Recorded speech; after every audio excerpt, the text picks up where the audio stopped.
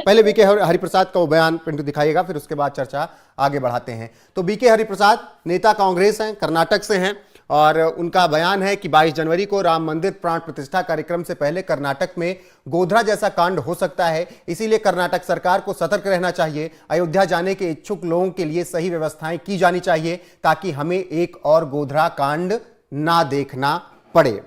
तो ये बयान बीके हरिप्रसाद का है, कांग्रेस के नेता हैं और इस वक्त कांग्रेस की सरकार है कर्नाटक में। तो चाहूंगा कि मेहमानों के पास चला जाए और उनसे इसी मुद्दे पर बातचीत की जाए। मुन्ना खान जी, एक और गोधरा हो सकता है अयोध्या की वजह से, आपके नेता कह रहे हैं।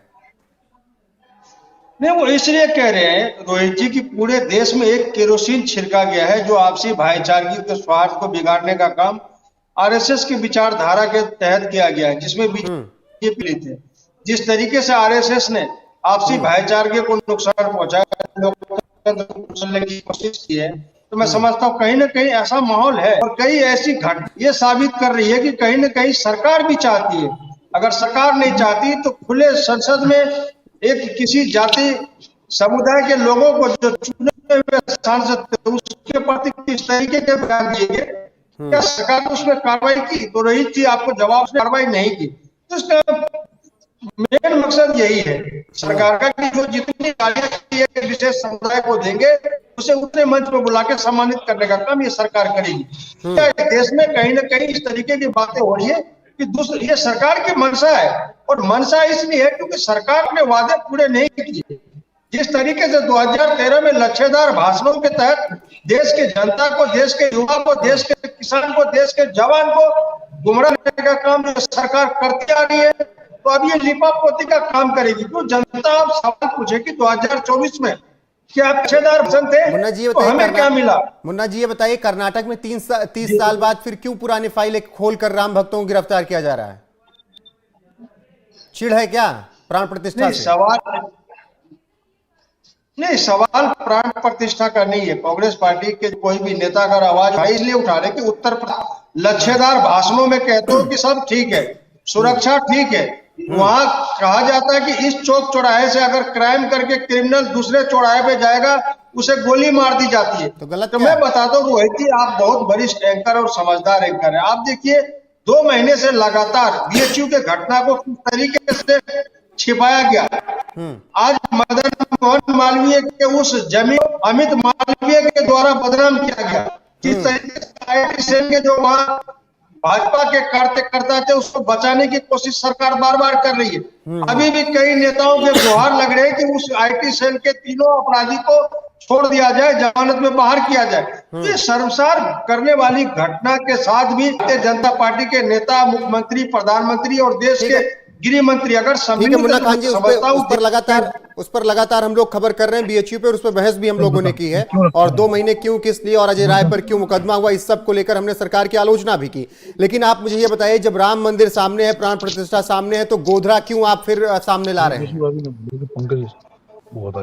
राम मंदिर सामने है तो राम सभी, उसमें किसी एक को सर्टिफिकेट लेने की और किसी एक को दूसरे को सर्टिफिकेट देने की जरूरत नहीं है। राम जी एक आस्था का विषय, भगवान रूप है, सभी के आत्मा में बसते हैं, इसमें कोई किंतु परंतु नहीं है। लेकिन एक बात अगर भाजपा को सर्टिफिकेट देते हैं, भले सुप्रीम कोर्ट ने क्लीन चिट दे दिया हो। सवाल है कि सुप्रीम कोर्ट ने क्लीन चिट दे दिया तो आज भारतीय जनता पार्टी कहती है कि राम मंदिर हमने बनवाया।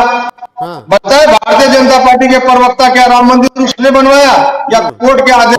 तो राम मंदिर जब कोर्ट के आदेश में तो इतना ढिढोरा पीटने का भारतीय जनता पार्टी को क्या आवश्यकता है? एक बात। दूसरी बात, अभी उद्घाटन का कोई शुभ समय नहीं है, न रामनवमी है, न कोई दीपावली है। रामनवमी इसलिए राम जी के जन्म हुए तक आते मनीष जी बस 1 मिनट आते हैं। मनीष जी बस 1 मिनट, राकेश जी से। दूसरी बात दीपावली के दौरान अगर आप वो भी एक शुभ समय माना जाए, 2024 के चुनाव को मद्देनजर रखते हुए भारतीय जनता पार्टी ये ढोल बजा रही है राम मंदिर के नाम पे। लेकिन भारतीय जनता पार्टी याद रखे, भारतीय जनता आरएसएस के प्रमुख ने 7 शब्दों में कहा राम मंदिर के मुद्दे पे आपको कोई वोट नहीं मिलेगा, न हिंदू तो विचारधारा पे मिलेगा, क्योंकि युवा 45 करोड़ युवा रोजगार है। आज किसान क्या है, घट गई है, आज लोगों की आंख मत गई है। ठीक है मुन्ना जी, आता हूं राकेश पोडार जी, हिंदुत्व की विचारधारा, राम मंदिर पर आपको वोट नहीं मिलेगा, लेकिन कांग्रेस को गोधरा उठाकर, प्राण प्रतिष्ठा से पहले गोधरा का डर दिखाकर, गोधरा की बात कर वोट मिलेगा। देखिए रोहित जी, 2014 में देश के प्रधानमंत्री जब प्रधानमंत्री के रेस में आए और 140 करोड़ जनता ने उनको स्वीकार किया, तो ये लोग कहते थे कि देश के प्रधानमंत्री नरेंद्र मोदी आएंगे तो गोधरा कांड पूरे देश में होगा। क्या हुआ? तो देश के प्रधानमंत्री को कहते कि मुस्लिम भाइयों को भगाने का काम पाकिस्तान में करेंगे। क्या हम लोगों ने किया? ऐसा नहीं किया। पहले मैं मुस्लिम भाइयों पर ही बात करूं, फिर मैं सनातन पे आऊंगा। और आप देख सकते हैं किस तरह हम लोगों ने 3 तलाक जैसे मुद्दे, हमारी बहनें थी, उस बहनों को हम लोगों ने रक्षा देने का काम किया। 3 तलाक जैसे मुद्दे को लाया देश के अंदर, हम अपने बहनों के लिए। दूसरी बात, किस तरह हम लोगों ने हज कमेटी में, अगर हम लोग हज मंदिर बना रहे हैं तो उसी तरह हज कमेटी में हम लोगों ने हज में बहुत बढ़ोतरी कराया। पूरे वर्ल्ड में, विश्व में जाके हम लोगों ने बात किया। हमारे देश के प्रधानमंत्री ने, कांग्रेस को गोधरा की याद क्यों आ रही है अभी? मैं उसी पे आ रहा हूं। उनको सिर्फ गोधरा इसलिए याद रहे कि लोगों को भटकाना है, मुद्दों से हटाना है। और हम लोगों ने, आप माननीय उच्च न्यायालय ने हमें कहा, आदेश दिया कि आप राम मंदिर बनाए। और एक चीज मैं आपको बता देना चाहता हूं, 1990 में इन्होंने जो मुलायम जी ने हम लोगों पे गोली चलाया। आज एक गुप्ता परिवार के आम से आंसू रात में देख रहा था आप लोगों के चैनल के माध्यम से, एक गुप्ता परिवार, पहली गोली उनको लगी, उन्होंने पहली गोली खाने के बाद भी 2 लोगों को अपने कलेजे में लगाया, 2 गोली और उनके पीठ पे ठोक देने का काम किया। लेकिन वो आज गुप्ता परिवार स्वाभिमान के साथ आज भारत में जी रहा है। फिर उसकी पत्नी ने दूसरी बार 1992 में तनखा में खोज रहे थे अपने पति को, उस बाबरी मस्जिद में, जो टूटे हुए बाबरी मस्जिद में अपने पति को खोज रहे थे। मेरे पति ने भी यहाँ हुआ, देहांत हुआ। और रही बात, हम लोगों ने राम को बनाने का काम किया, जिस तरह मुसलमानों के लिए हम लोगों ने काम किया, उस तरह सनातन को भी काम किया। आप एक तरफ चले जाता है, स्टाइलिंग सनातन को कहते कि कोरोना है, चिकनगुनिया है। दूसरी तरफ आ जाइए हमारे बिहार, हम बिहार से आते हैं, हम बिहार की बात करेंगे। हमारे अभी राष्ट्रीय जनता दल के एक विधायक ने लिखा है कि मंदिर जाना एक पाखंड है। मैं पूछना चाहता हूं आपके चैनल के माध्यम से, लालू परिवार से, अगर आपको किसी से डर लगता है, किसी आपकी आस्था बालाजी में होती है, अपने पूरे परिवार के साथ बाल लगा के पूरे परिवार के साथ उस आस्था में रहते हैं।